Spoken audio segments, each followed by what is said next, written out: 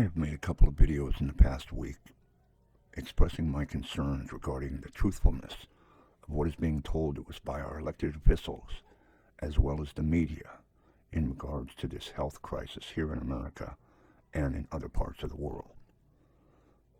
Most of what we've been told is a lie. Well, it turns out this particular topic is just a smidgen of the level of lies that we have been fed regarding a myriad of topics and issues facing us all. And by us all, I do truly mean us all, as in every living human on the planet. Paul once was quoted as saying, "Beware of man being man." Well, this video presentation that I have created here illustrates that phrase better than anything I can come up with on my own. Some may agree with what I am presenting, and some may not, but none can deny that this is not happening each and every day, here and abroad, across the entire globe. Beware of man being man, indeed. I will be using excerpts from a documentary film called Planet of the Humans to illustrate just how devious and two-faced virtually every side of every story belted out to all of us from whatever platform that is being used is all based on lies. Those that attempt to tell the truth are either silenced in some ways, or they are drawn in by the very forces they extol they are opposed to. The word hypocrisy doesn't even come close to covering the level of deception. Most are totally unaware of any of this. I know I was. This was all completely eye-opening to me. And I hope it will be to you as well.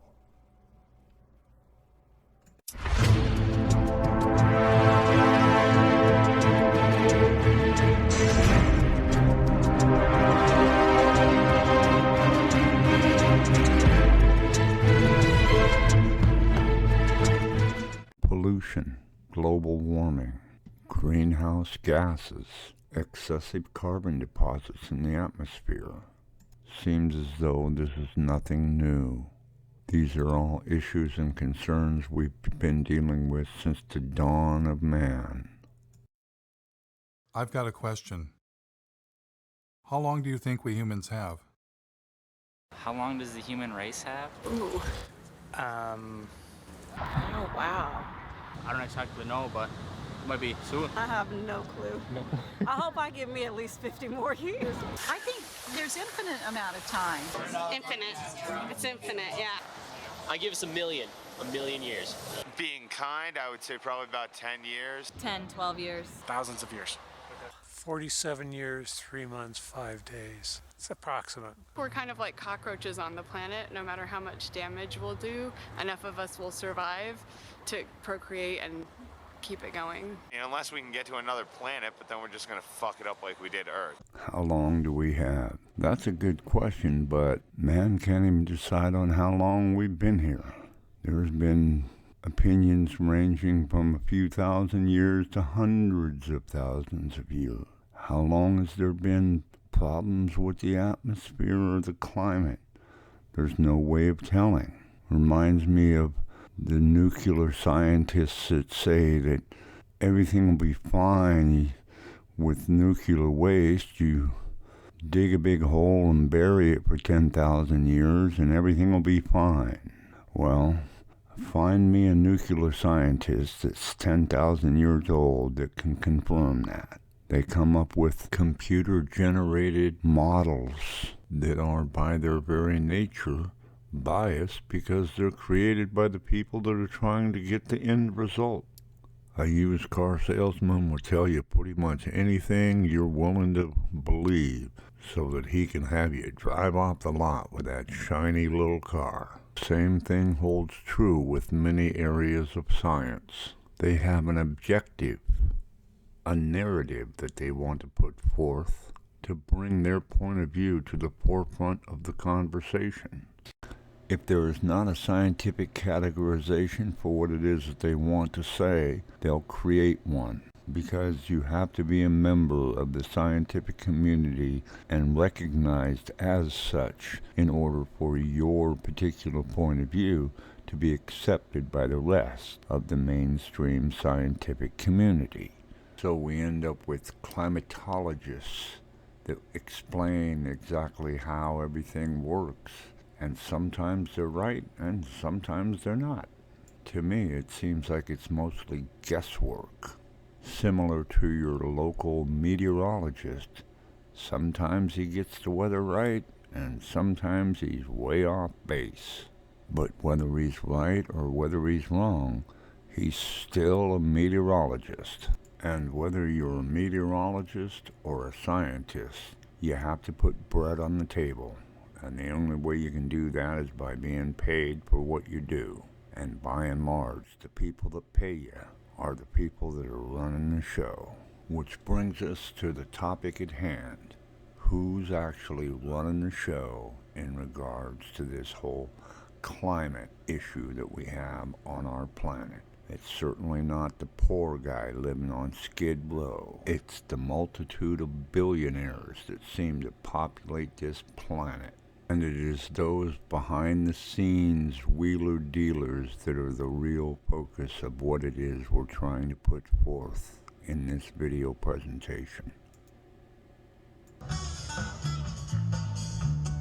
What better place to check out how our renewable energy revolution is coming along than a solar festival in the Green Mountain state of Vermont, powered by 100% solar energy. Solar. I was having fun and got a chance to ask about getting solar panels installed. You can keep adding, so maybe every time you get a tax return, buy another solar panel. But then a little rain began to fall.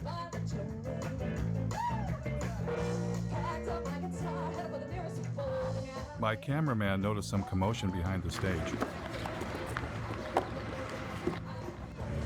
you guys set up here? This is one of our biodiesel generators in case we lose any power from the Oh, so the festivals run off solar energy primarily?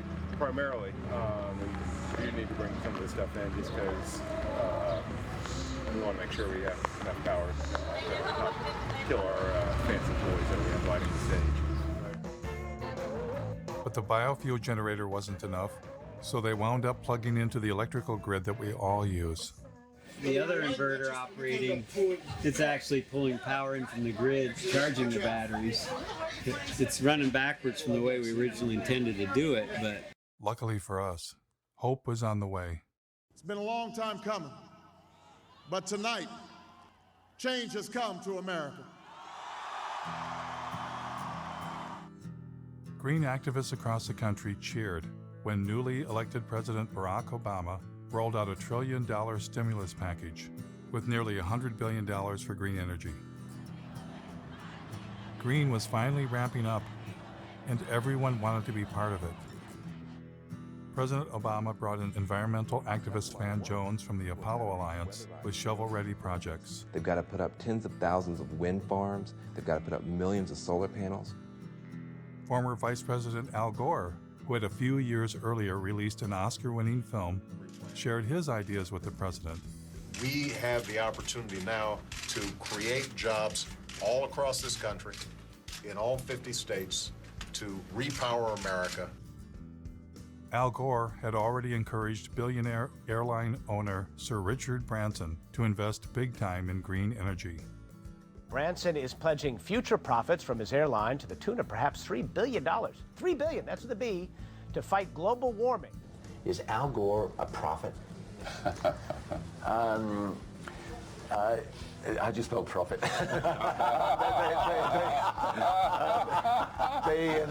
Now, just so we have this all straight.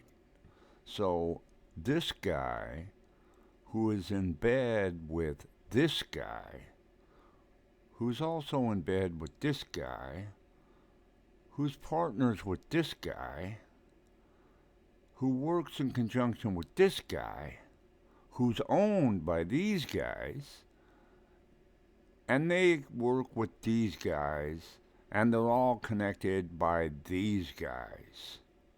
Wow. That's one hell of a cast of characters, and this is only the first act. I can hardly wait to see what happens after the intermission. Now, this fellow's name is Bill McKibbins. Sort of an interesting guy. Sometimes he seems like he knows what he's talking about. Dependent on what kind of political will we can muster, and if we do not get this done very fast, then we're not going to get it done. We can't justify investing our money in companies that are basically running Genesis backward. Then at other times, he doesn't have a clue. Who are your funders? Sure. To the degree that we have any money at all, it's come from a few foundations in Europe which ones? and U.S. Let's see. I'm trying to think who the biggest funders are. There's a foundation based in Sweden called, I think it's called the Rasmussen Foundation. My biggest concern is that in Germany, for instance, they're moving towards solar and wind, but 60% of their actual energy is coming from biomass. 60% of what's considered renewable energy. Burning trees for energy? I don't know the details out of Germany. Sure seems to have an interesting case of memory loss when it's convenient, but he's not the only player in the I don't know game. There's lots of those players out there. I'm the director for the Sierra Club in Pennsylvania. Does the Sierra Club support or not support biomass? I'm not totally prepared to talk about our policy on biomass today. Our position is somewhat nuanced, so I just want to be, careful not to. So you're with 350? I am. Does 350 have a position on biomass? Because I'm kind of actually... I can't really speak for 350. Do you personally have an opinion about whether we should be burning trees for green energy? No, I don't have an opinion on that. I like a fire. One of my biggest concerns as an environmentalist is that we're starting to burn trees, that there are tree burning power plants. Are you aware of the problems with biomass or biofuels? Yeah, I'm not as aware of that as I could be or should be.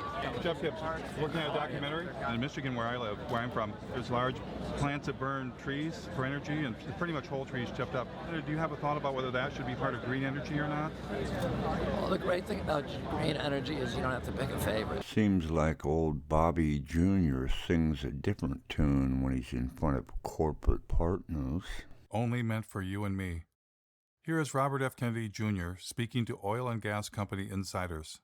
It's a combination solar gas plant. It's a turbine that we just take from a gas plant, suspend it from a big scaffolding, a tower, and surround it by giant mirrors in the desert. The plants that we're building, the wind plants and the solar plants, are gas plants.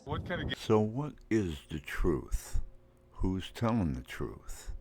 You can't tell. I guess it depends upon what time of day it is, what day of the week, what shirt they're wearing, what color their tie is. They sure change their tune faster than the weather changes in Missouri. Because in Missouri, if you don't like the weather, just wait 10 minutes. It'll change. Now, I know this all might seem overwhelming. It's the kind of thing that we normally don't try and think about. But by not thinking about it, it stands a good chance of doing us in. I truly believe that the path to change comes from awareness. That awareness alone can begin to create the transformation. There is a way out of this. We humans must accept that infinite growth on a finite planet is suicide. We must accept that our human presence is already far beyond sustainability and all that that implies. We must take control of our environmental movement and our future from billionaires and their permanent war on planet Earth. They are not our friends. Less must be the new more. And instead of climate change, we must at long last accept that it's not the carbon dioxide molecule destroying the planet. It's us. It's not one thing, but everything we humans are doing. A human-caused apocalypse. If we get ourselves under control, all things are possible.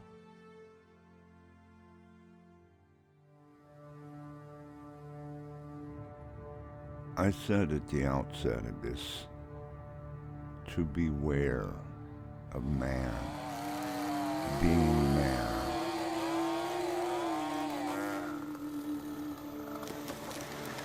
Nothing else can illustrate that quite as much as these images. This is man being man, destroying fertile jungles that have existed for thousands of years.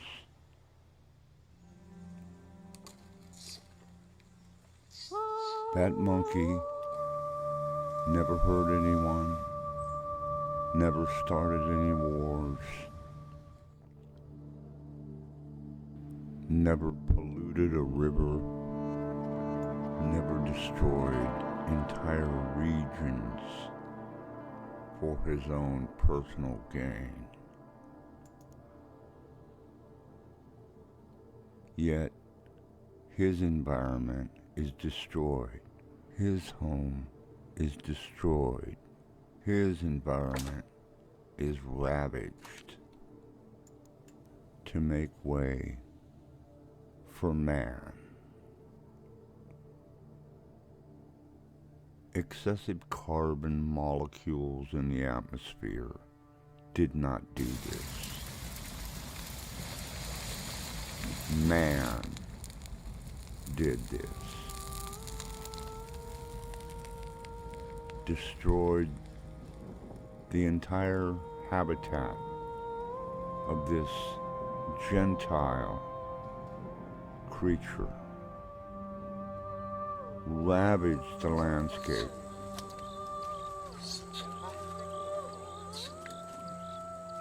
Nature did not do this. Man did this.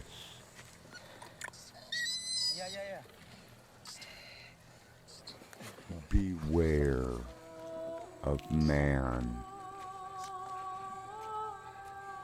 being man.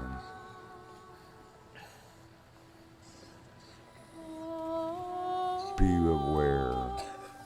Be very aware.